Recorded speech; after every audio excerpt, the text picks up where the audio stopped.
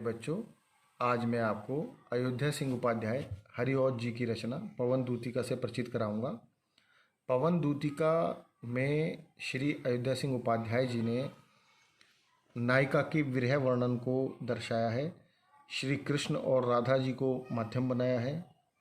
श्री राधा श्री कृष्ण के विरह में किस प्रकार से व्याकुल हैं, वो किस तरीके से पवन के झोंके से संदेश ले जाने के लिए कहती हैं और उसमें क्या होता है आगे, आइए देखते हैं। पवन दूतिका। पवन दूतिका का पहला स्टैंजा। बैठी खिन्ना यक दिवस वे गेह में थी अकेली, आके आंसू द्रग युगल में थे धरा को भिगोते। आई धीरे इस सदन में पुष्प सदगंध को ले, प्रातः वाली सुपवन इसी काल वातायनों से। तो इसमें क्या है कि जो इनका संदर्भ है वो आप इस तरह लिखेंगे। प्रस्तुत पद महाकवि अयोध्या सिंह उपाध्याय हरिऔध द्वारा रचित प्रिय प्रवास से हमारी पाठ्यपुस्तक काव्यांजलि में संकलित पवन दूतिका शीर्षक काव्यांश से उद्धृत है। प्रसंग में आप लिखेंगे इस पद में कृष्ण के वियोग से पीड़ित श्री राधिका का पवन से वार्तालाप वर्णित है। अर्थात श्री राधिका जो पवन है अर्थात हवा के झोंके से बात कर रही हैं। और क्या बात कर रही हैं पवन के झोंके से? बैठी खिन्ना यक दिवस वे गेह में थी अकेली। अर्थात एक दिन बैठी खिन्ना माने खिन्न बैठी थी अर्थात दुखी बैठी थी। एक दिन राधा घर में बहुत दुखी होकर बैठी थी। गेह माने घर। आके आंसू द्रग युगल में थे धरा को भिगोते। उनके दोनों नेत्रों, द्रग युगल माने दोनों नेत्रों से आंसू बहकर पृथ्वी को भिगो रही थी। धरा माने पृथ्वी को भिगो रही थी। आई धीरे इस सदन में पुष्प सदगंध को ले। तभी क्या हुआ कि उस जो प्रांगण था वहां पर प्रातःकालीन सुखद वायु पुष्पों की सुगंध को लेकर धीरे से खिड़कियों के रास्ते से उस घर में प्रविष्ट हुई। प्रातः वाली सुपवन इसी काल वातायनों से, वातायन माने खिड़कियों से। अर्थात इसका संपूर्ण जो आप व्याख्या लिखेंगे वो है, एक दिन राधा घर में बैठी बहुत दुखी होकर अकेली बैठी थी। उनको दोनों नेत्रों से आंसू बहकर पृथ्वी को भिगो रही थी। आई धीरे इस सदन में पुष्प सदगंध को ले, प्रातः वाली सुपवन इसी काल वातायनों से। इतने में प्रातःकालीन सुखद वायु पुष्पों की सुगंध लेकर धीरे से खिड़कियों के रास्ते उस घर में प्रविष्ट हुई। इसके बाद दूसरे स्टेंजे में है, संतापों को विपुल बढ़ता देख के दुखिता हूँ, धीरे बोली सदुख उससे श्रीमती राधिका यूं।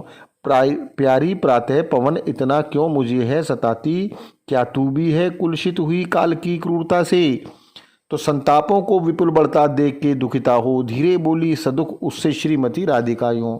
इसका क्या अर्थ लिखेंगे? इसकी व्याख्या इस तरीके से लिखेंगे कि जो वायु संयोग से सुखद लगती थी वही अब वियोग में दुख बढ़ाने वाली सिद्ध हुई। अतः उस वायु के कारण अपनी व्यथा को और आगे बढ़ता हुआ देखकर राधा बहुत दुखित होकर क्या बोली, हे प्यारी प्रातःकालीन वायु, संतापों को विपुल बढ़ता देख के दुखिता हूँ, धीरे बोली सदुख उससे श्रीमती राधिका यूं। क्या बोली? प्यारी प्रातः पवन इतना क्यों मुझे है सताती, क्या तू भी है कुलसित हुई काल की क्रूरता से। कि हे प्रातःकालीन वायु, तू मेरी व्यथा को इतना क्यों बढ़ा रही है, तू मुझे इतना क्यों सता रही है, क्या तू भी मेरे भाग्य की कठोरता से प्रभावित होकर दूषित हो गई है। अर्थात समय या भाग्य तो मेरे विपरीत है ही, पर तू भी क्या उससे प्रभावित होकर मेरा दुख बढ़ाने पर तुली है, जबकि सामान्यतः तू लोगों को सुख देने वाली मानी जाती है। इसके बाद तीसरा और चौथा स्टेंजा मैं आपको आज ही बताऊंगा इसके बारे में भी। तो तीसरा जो स्टेंजा है उसमें कहते हैं, मेरे प्यारे नव जलद से कंज नेत्रों वाले।